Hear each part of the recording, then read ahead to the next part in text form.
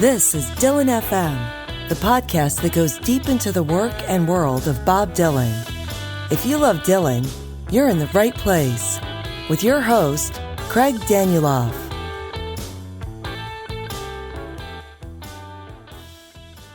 Dylan worked on Empire Burlesque for most of 1984.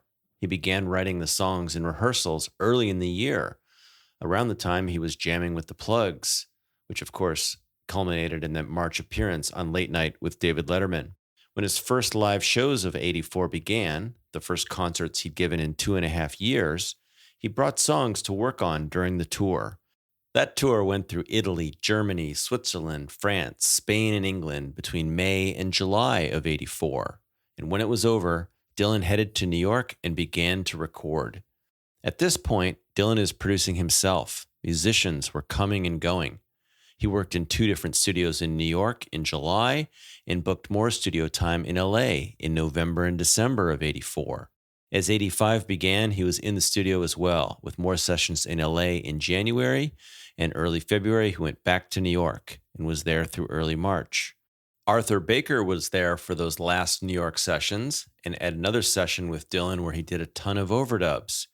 Baker would later get a remix credit on the record. This batch of sessions, 9 different groups of dates over 9 months, produced Empire Burlesque. It was released on June 10th, 1985, 18 months after Infidels. The Empire Burlesque page on Wikipedia actually does a pretty good job talking about the recording of Empire Burlesque. And for details, you'll want Clinton Halen's book, Recording Sessions, which has exhaustive details on players, songs, tracks, and dates. Links to both are in the show notes. When the world first heard Empire Burlesque, reviews were mixed, but mostly positive, if not effusive. Rolling Stone said it put the snarl back in Dylan's music.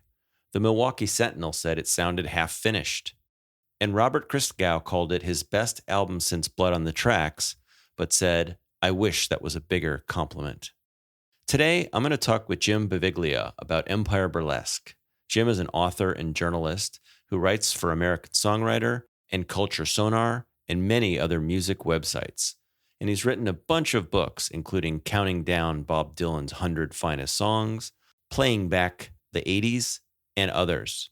There are links to Jim's writing and books in the show notes. I got in touch with Jim after reading his Empire Burlesque commentary on a website called Countdown Kid, a site where he ranks each song on an album. And he's done a ton of Dylan albums, Costello, Petty, Zevon, and other similar artists.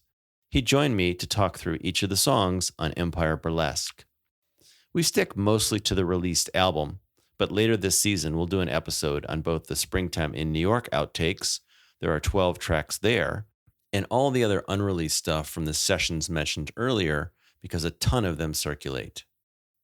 If you're hearing this, you're listening to our public feed, and we'll hear about the first 20 minutes of this conversation. To hear the extended version, where we finish the album, and to get all of our extended and bonus episodes, and those from every show on the FM Podcast Network, subscribe in Apple Music or at fmpods.com.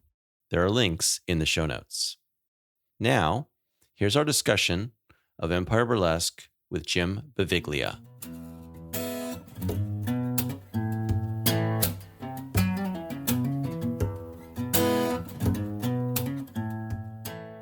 All right, Jim Beviglia, welcome, and thanks for coming to talk about Empire Burlesque. Thanks for having me, Craig. Yeah, so the reason I reached out to you was an older review I found that you wrote, not contemporaneously, but back when you were looking at a lot of albums, and you write a lot of reviews about. There's a lot of Dylan albums on this site, which I'll put the link into. You've got your 100 Best Dylan Songs book, as well as I see on Amazon that series now covers at least half a dozen artists, which is pretty cool. But anyway, today we're going to look at Empire Burlesque, which marks the beginning of what I'm calling the 5 worst years of Dylan, at least in terms of releases. And an interesting album. There's a lot to say about it and a lot that went into it. So we'll talk about it. But I guess, tell me, how did you come to Empire Burlesque? Meaning, where in your Dylan journey was that? And what was your initial reaction before you decided to go back and look at it 10 years ago? Yeah, I'm a child of the 80s, so I vaguely remember, some of the videos from the 80s, but it really wasn't until I got into Dylan heavily when I was in college in the 90s and just started going back through all the albums and was an avid review reader like yourself, reading Rolling Stone and all this stuff, and always saw the reviews for Empire Burlesque and saw that, some of them weren't all that kind, and was curious and eventually, thought back then it was the CD.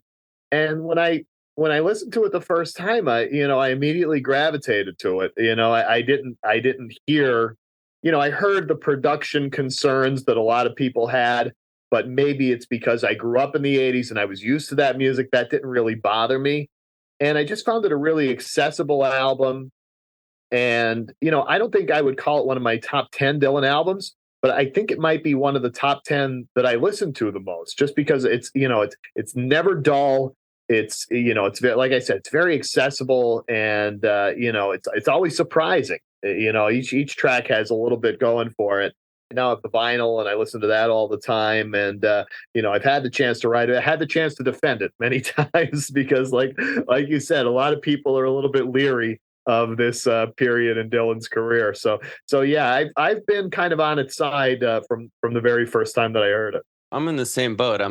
I heard it when it was new, but that was Infidels and Empire Burlesque were the first two Dylan albums I had and listened to in college myself endlessly. So I also don't share the negative connotation. I didn't do the 60s and 70s live, so this wasn't, compared to anything for me. And even still, I must say, even preparing for this, I mean, I do listen to this album a lot, I will say, but I listen to it quite a lot. And now there's high-res lossless, so you can actually hear a good version, obviously, the vinyl as well. And we have the benefit of all the outtakes, which, maybe we'll talk about a little bit. But I spent, a lot of time reading up on it and the different versions and takes. But I love this album. I mean, I really do. I think, yeah, is it going to be a top 5 Dylan album given the other albums? No. But it isn't in the 80s doldrums. It gets worse in the 80s, as we know, for Dylan. So anyway, I'm glad you have a positive outlook on it. The other thing I noticed was, you mentioned the reviews, that the contemporaneous reviews are not nearly as bad generally as the retrospective reviews. They certainly aren't uniform.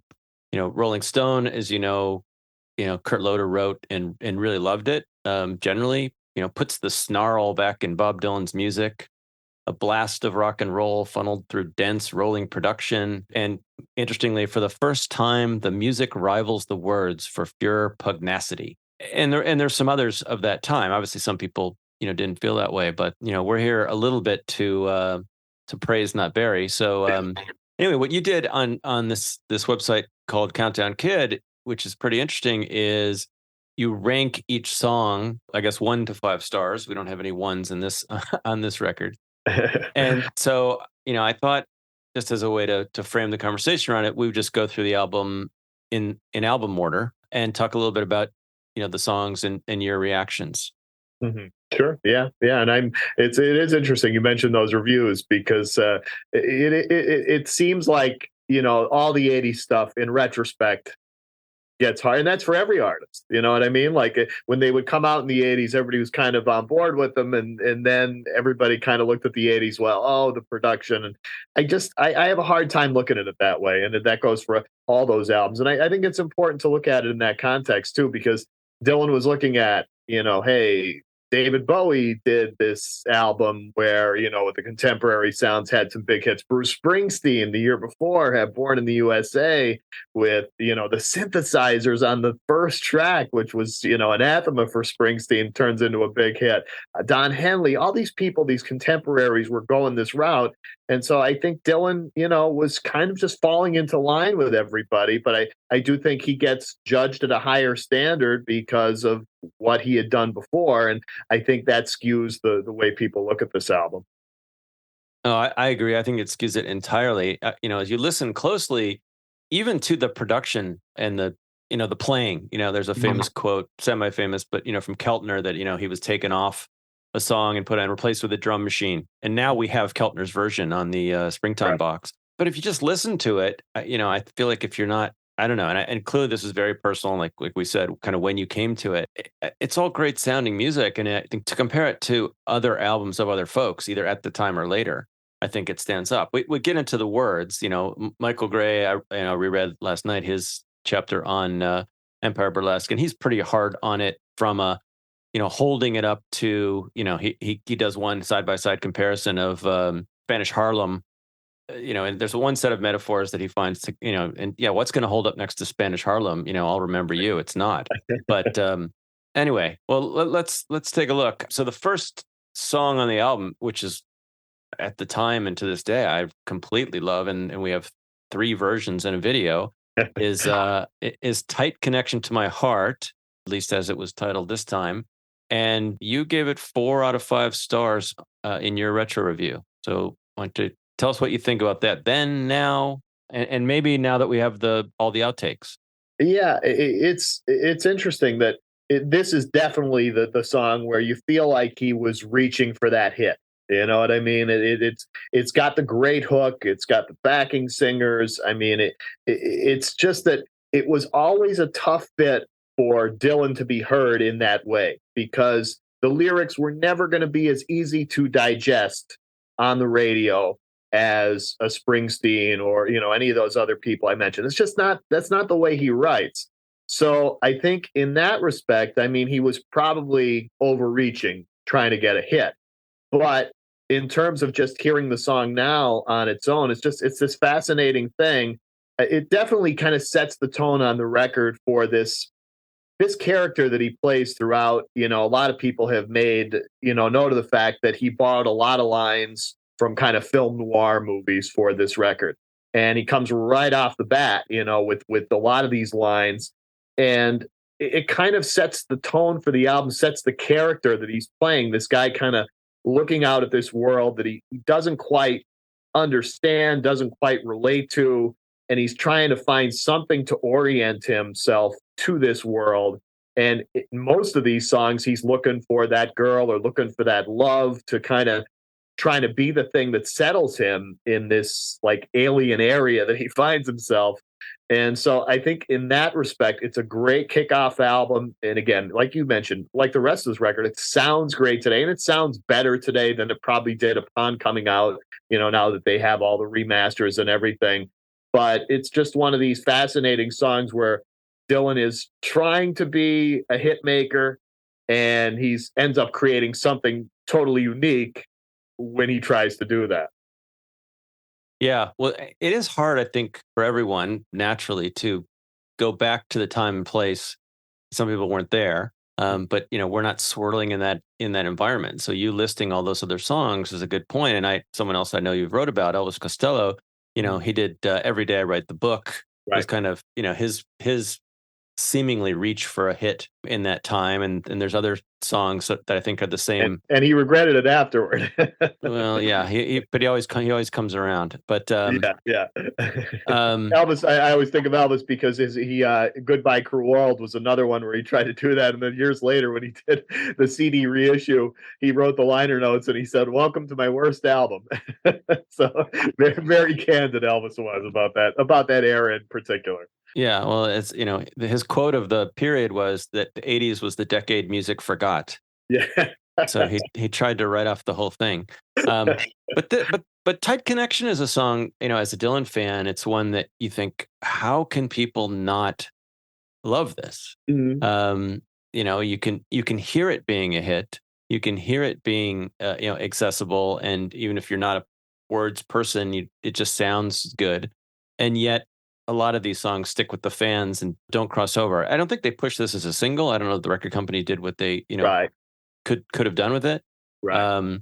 But it's still a Dylan song, which is cool. It's not, it's not like "Every Day I Write the Book." In that case, for example, Elvis, compared to other Elvis songs, it's much simpler and more straightforward. This has the complexity, both lyrical and musical, and inconsistency, meaning it, covers a lot of ground on different parts of the song. And then there's that great video, obviously. With, unforgettable. The purple wig rolling down the steps. So 4 stars. So it's not at the top of your list, but it's not at the bottom. Yeah, and 4 stars I consider to be, you put it on a playlist, any playlist you might come up with. It's it's a song you're going to replay often. So that's that I consider high praise. Okay, and the next song on the record is Seeing the Real You at Last, which does not fare as well. In your list, it's a 2-star song. Yeah, and I think I might fight with myself on that a little bit now. It is. You listen to these things as time goes by, and they kind of hit you in a different way. I don't feel as harsh towards it now. If I have a problem with it, it's that it's a bit more one sided than a lot of Dylan songs. Where a lot of songs, the classic one is "Idiot Wind," where he's kind of putting you, against this person or against this thing the whole song, and then he comes back around and he says, "We're idiots," like that's kind of the Dylan that I'm used to, where he kind of looks at it from all perspectives. This one, it's kind of, well, everything is kind of against this person. It's all kind of anti. And, I've read, people say, well, maybe he's talking about Christianity, that he's had a different kind of thought on it now that time has passed. Whatever the case may be, that's the one issue I have with it. But on those terms, if you could remove it from, well, okay, Dylan doesn't usually write like this, I think it's effective. So I think that maybe I was as guilty as anybody else there of saying, well, I'm comparing it to the other stuff he writes. But if you just compare it to the average, kind of hit maker of that era or the contemporary rock star, I think it holds up a little better in that respect. Sometimes I think that songs and other things should be graded more like diving in the Olympics, that we need a degree of difficulty score and an execution quality score. Yes. And, the degree of difficulty, this is not shooting to be Idiot Wind or, Right. something else. It's kind of a low grade attempt. And I would agree it's in the bottom third of this album. But, and this is the impossible task we're putting ourselves here to, is that it doesn't make it unenjoyable. Yes. It doesn't make it, if it was on the radio in the midst of, 30 other things, it ain't on the bottom of that list. No. There's less going on here, clearly, but, it's certainly far from one I would ever skip on play. Yeah, and I'm glad you made that point, because that's, when I was doing these reviews, that's exactly how I would try to look at it is, okay, what was the artist setting out to do? And then how well did they achieve that? And you're absolutely right that he's not trying to blow anybody's minds with this song. He's just kind of focusing on one emotion, one kind of attitude, and just kind of sticking with that, kind of driving it home all the way throughout the song. And I think the music kind of accentuates that as well. It's kind of confrontational in its way. So yeah, I totally agree in that respect that he wasn't shooting for big game, so to speak, here. And for what he was trying to do, yeah, it sounds great. The way the recording process worked is also worth, mentioning a little, which is, he just was recording songs for kind of 16, 18 months in different studios and different times. He was searching about with different players and then deciding as he went which ones to keep, which ones to discard. And I didn't know until I read, getting ready for this, that Arthur Baker was brought in so late in the process. He was kind of handed a bunch of tapes and Dylan worked with him, but produced these, so to speak. And he brought in other people that added stuff. Dylan came back and did overdubs. But the point is that in some cases, as we now know, Dylan's editing wasn't great, both in terms of song versions or songs. But in other words, this is a song that probably he wrote, he wanted to finish, he finished, and for whatever reason, it fit the flow of the album, or he liked it more than, obviously there's great songs that came out later from this time period. I don't know. I just think it kind of does matter. I don't think it makes it a worse album. I don't know if that we need to care that the guy conceived of the whole thing at once and had a singular intent. But, you can see this as being a song that Dylan thought, okay, I'm going to play around and finish and do, and it is what it is. I think it's almost analogous to, it's not quite the same, but it's like the Beatles with Let It Be, where they couldn't quite be bothered at that point because they were all kind of infighting and dealing with the lawyers and everything.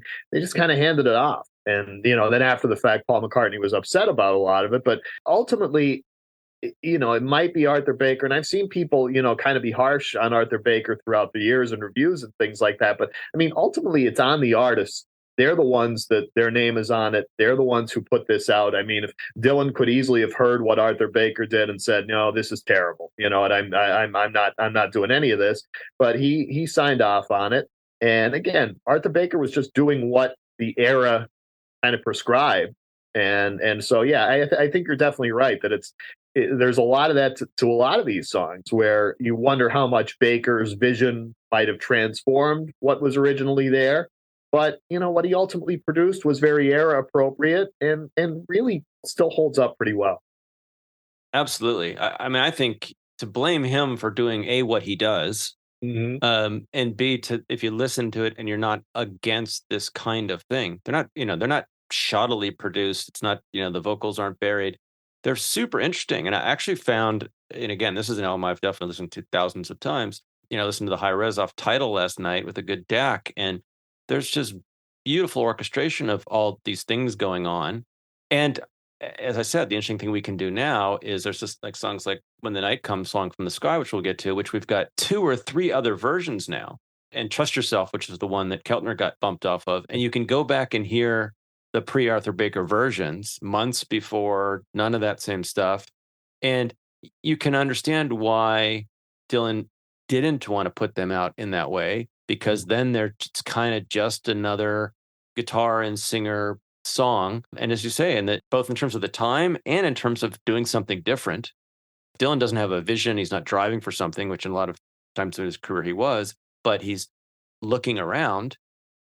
Then production certainly should be part of the experimentation. Anyway, I agree that I don't see why Arthur Baker is a bad guy in this.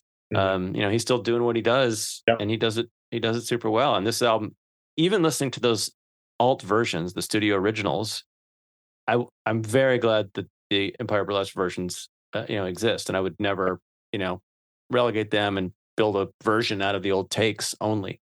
Yeah, he gave the album an identity. I think that's what you can really say is, he gave it a kind of a unification of sound. And, some people just don't like that sound, and that's fine.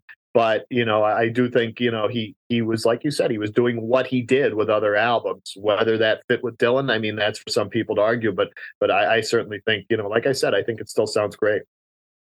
So next we have I'll Remember You. I think this is really one that starts getting in. It sometimes gets cut for the same reason Make You Feel My Love does. It's it's too simple, too heartfelt, too schmaltzy was the word that got bandied about with Make You Feel My Love a lot. But it's it's sincere, or it seems sincere, and it's Dylan put himself into it and did it. You rate it 5 stars, one of the 2 best on the album. Yeah, I'm glad you did that. I was actually preparing for this. That was the same comparison I was thinking of making, is to Make You Feel My Love. And there are just some people, again, to me, it's not fair to hold Dylan to a different standard than other songwriters, as even though he might have surpassed those standards throughout his career, he's right here just writing an adult contemporary song. That's basically what he's doing. And if you think that's easy, I mean, think of all the adult contemporary songs that are very popular that you never want to hear again, that just get on your last nerve. And I think he just does a fantastic job with I'll Remember You. The words are simple, but they're kind of put together in a way that they get to the emotion. I love the bridge in particular. It kind of, Dylan gives us one of those moments. I don't know that this ever happened, that he was ever out somewhere with the wind blowing in their hair, but man, it sounds great, doesn't it? Like it sounds like this big moment. And I think that's what he's getting at in this song, is that the people that mean the most to you, they've delivered these moments to you in their life. And then there's a little bit of sorrow in it, because you get the sense that this relationship is over. And he's kind of looking back at it and he's saying, well, we're probably at the end here, but it's meant so much to me, and it's going to keep meaning so much to me as I go forward through life. I don't know if there will be other relationships that do mean this much to me, which is kind of the sadness inherent in the song as well. So I think it's a great recording. I love Dylan's piano playing. That's just something that always gets me on these songs. He's just got kind of an idiosyncratic way of playing the piano. Like he'll hit 2 chords, double them up instead of 1 when you least expect it. Little things like that catch me. He's got Mike Campbell adding very subtle but very nice guitar touches on this song. So yeah, this is one I know a lot of people, they hear it, oh, schmaltzy, this, that. And for me, I think there's a place in the world for songs like this if they're done well. And again, this is what he's trying to achieve here. And I think he just knocked it out of the park. I just love this song. I've seen Dylan play live 3 times. He played it once live when I saw him, and I was just over the moon that he did. And so I'm always in this song's corner, and that was the case when I wrote this 10 years ago, and it'll still be the case many years down the line.